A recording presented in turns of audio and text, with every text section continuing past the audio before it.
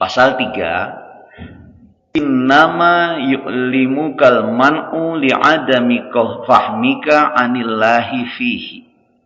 Artinya, sesungguhnya yu'limul man'u, yang membuatmu kecewa. Yu'limu itu sakit, kecewa, ya.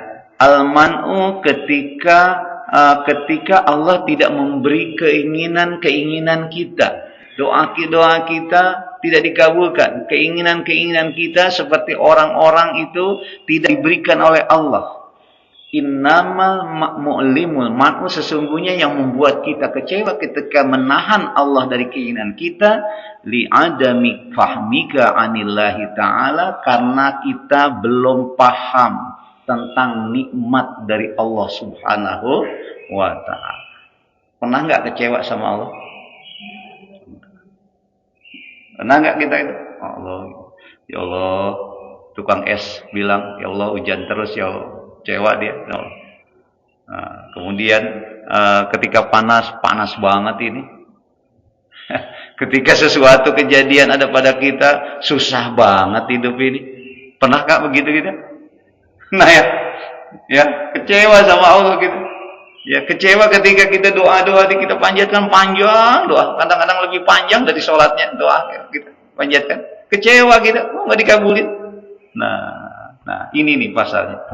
Sesungguhnya orang-orang yang membuat kita kecewa, yang membuat kecewa ketika Allah menahan dari sesuatu yang kita inginkan, li'adami fahmika anillahi fihi, karena kita belum paham tentang nikmat Allah kepada kita. Kita biasanya mengukur kenikmatan itu sebagai anugerah yang membahagiakan. Biasanya kita mengukur satu nikmat itu kalau itu membahagiakan kita. Yang biasanya nggak punya uang. Yang biasanya dia nggak punya jabatan naik, anugerah. Itu nikmat.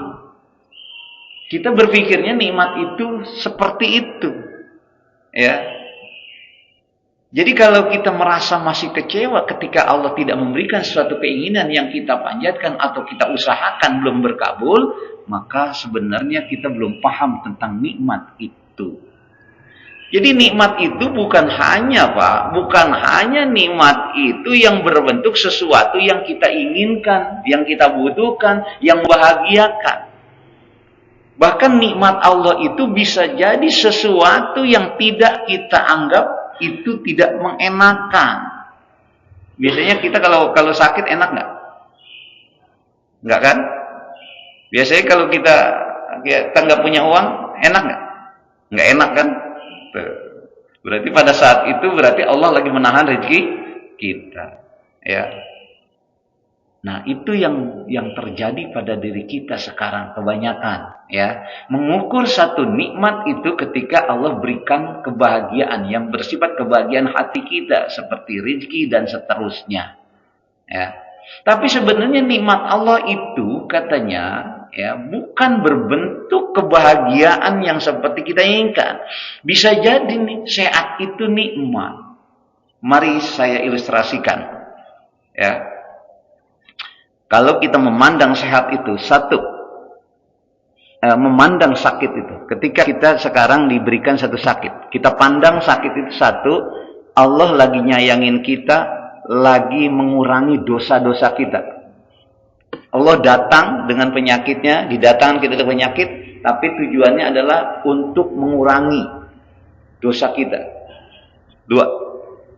Yang kedua, ketika kita sakit, Allah dengan kasih sayangnya, ya, mengistirahatkan organ-organ tubuh kita supaya tidak bekerja kita. Nah, sebab bisa jadi ketika kita sehat, kita ada sesuatu yang mungkin kita tidak inginkan, lebih dahsyat lagi. Yang ketiga, ya, sakit itu, ketika kita sakit, pilek, flu, encok dan seterusnya, ini bisa jadi kepada apa yang kita rasakan ini lagi Allah ampuni nih semuanya tadi, seperti tadi. Kalau tadi secara keseluruhan, sekarang kepada khusus kepada anggota badan kita. Kalau umpamanya sakit mata, sebenarnya Allah itu lagi negur, lagi mendatangi mata kita agar jangan berbuat tidak baik. agar kita kembali kepada Allah. Biasanya orang kenapa? Biasanya orang ketika mendapatkan ujian semacam itu, hal-hal yang tidak mengenakan, itu dia rajin mendekati Allah. Allah lagi kasih sayangnya, memberikan itu.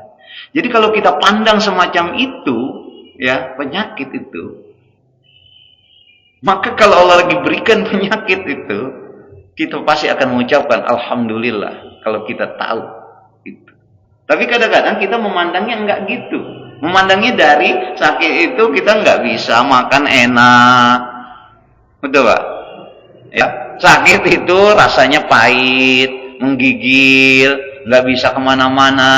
Yang bersifat fisik yang kita pikirkan itu dari sakit. Bukan yang bersifat batinnya bahwa Allah lagi ingin menyayangi kita, menghapus dosa kita.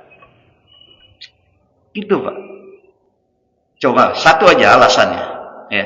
Andai kata kita berpikir sekarang bahwa ketika kita Allah diberikan penyakit, pada saat itu Allah lagi mau ampuni dosa kita, kesalahan-kesalahan kita mau diampuni itu. Kira-kira ingin sakit gak gitu? Hah? Saya mau tanya dulu. Pengen sakit gak kalau gitu? Pengen. Lah saya nggak pengen Pak. Kalau Allah ampuni dosa saya gitu ya, disakitin, saya dikasih sakit, saya alhamdulillah. Alhamdulillah. Saya tanya lagi. Kalau Allah memberikan penyakit kepada kita dan pada saat itu sebetulnya Allah ingin lebih menyayangi kita, pengen gak kita sakit?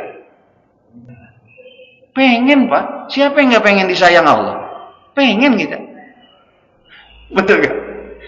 Jadi nikmat itu bukan berbentuk sesuatu yang mengenakan, tidak mengenakan. Kalau kita berpikirnya bukan dengan sini, berpikirnya dengan batin, maka itu sebenarnya nikmat. Tadi kan Bapak jawab sendiri. Kalau sakit itu, ya, dengan sakit itu Allah menambah sayang-sayang pada kita, pengen gak? Ya pengen. Jangankan disayang Allah, disayang sama istri, sama keluarga, sama suami juga pengen. Apalagi sama Allah. Bisa jadi kita berpikir, Pak, kalau begitu ya Allah, tambahin saya sakitnya. Kenapa? Karena Allah lagi nambahin kasih sayangnya. Cuma ada nggak yang begitu?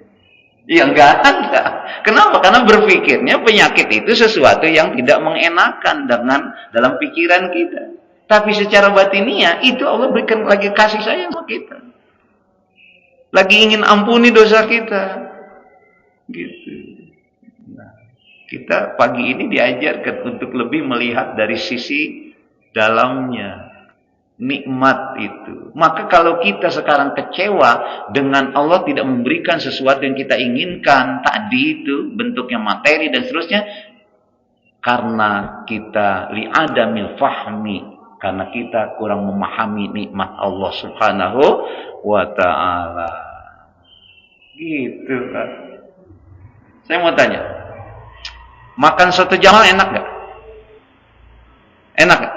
Yang hobi, siapa yang suka hobi? Atau di sinilah makan nanti, gak usah jauh-jauh lah, mahal soto Jamal ya. Makan nasi uduk nanti biasanya sarapan enak gak? Enak kan? Nasi uduk ya, agak gorengan, ada sambal, enak kan? Itu nikmat bukan? Nikmat, ya. Kemudian, ya, pada saat itu pagi ini kita kita contohkan sakit, makan nasi uduk, ya, pagi-pagi kita nggak enak. Itu nikmat bukan? Nikmat bukan? Nah, lu masih ada ini yang masih dua dong, masih berbeda itu. Ya nggak nikmat, Ustaz. Orang biasa makan nasi uduk, saya sekarang pagi ini enggak menikmat di mana? Kenapa? Karena kita berpikir nikmat dari sini kepada sini. Ibu-ibu nggak kelihatan ya? Ya, dari otak kepada mulut kita. Mengukurnya dari sini, Pak. Sehingga itu makan nasi uduk tapi kalau mengukurnya dari batiniah, itu nggak makan nasi uduk itu nikmat juga. Gitu. Kenapa Ustaz bisa mengukur begitu? Ya kalau kita mengukurnya dari keinginan sini berarti enak. Tapi bagi orang-orang yang umpamanya ya, yang dia kitalah semua ukuran, jangan orang-orang berpikir bahwa setiap pagi itu makan nasi uduk dan seterusnya, ya. itu kan nanti gejalanya kalau kita banyak karbo di dalamnya, itu kan gejalanya kita tidak sehat.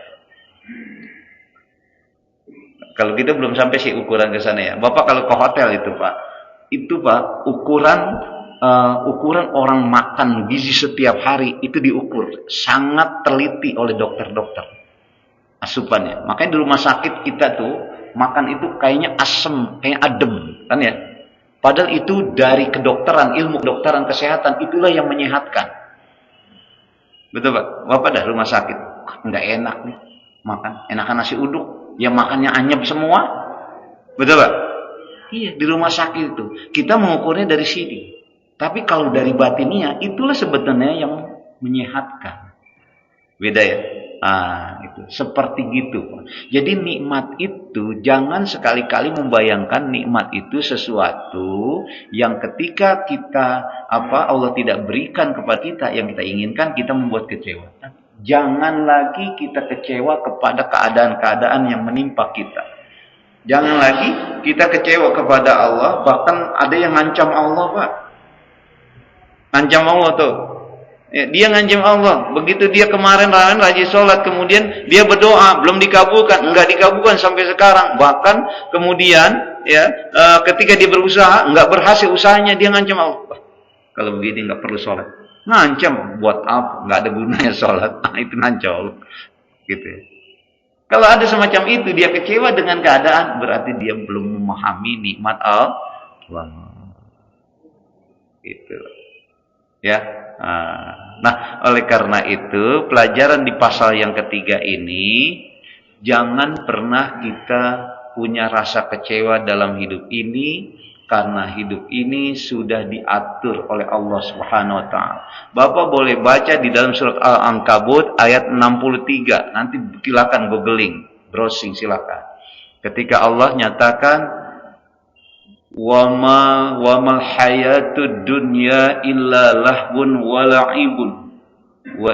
Bukan ayat itu, sebelumnya ayat 63-nya Allah berfirman, innallaha, sesungguhnya Allah Subhanahu wa taala yabsutur rizqa liman yasha'u min ibadihi wa yaqdiru lah. Innallaha bikulli syai'in alim. Al-Ankabut ayat 63. Innallaha, sesungguhnya Allah Subhanahu wa taala yabsutur rizqa liman yasha, itu menjembarkan rezekinya kepada hamba-hambanya sesuai dengan kehendak Allah. Yabsutur rizqa liman yasha'u min ibadihi. Sesungguhnya Allah memberikan rezeki kepada kita itu berbeda-beda sesuai dengan ketentuan dari Allah kepada hamba-hambanya.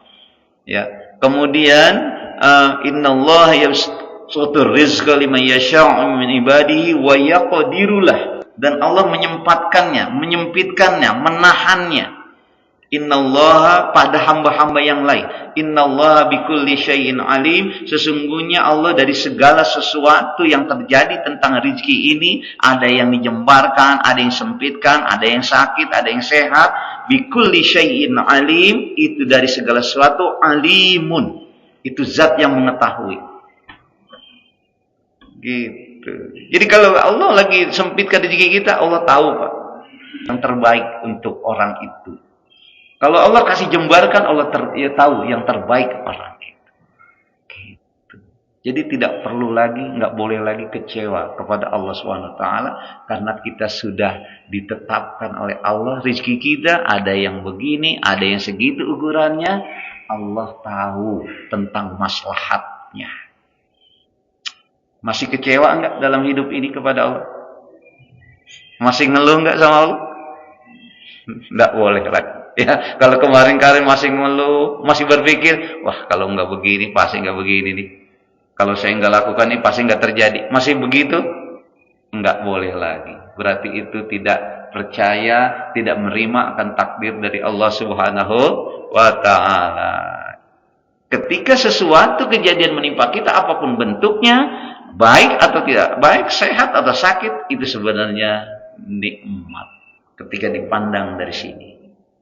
Kalau kita masih tidak paham tentang, kita masih kecewa dalam hidup ini dari penahanan Allah dari sesuatu yang kita inginkan, berarti kita belum memahami tentang nikmat Allah Subhanahu wa ta'ala.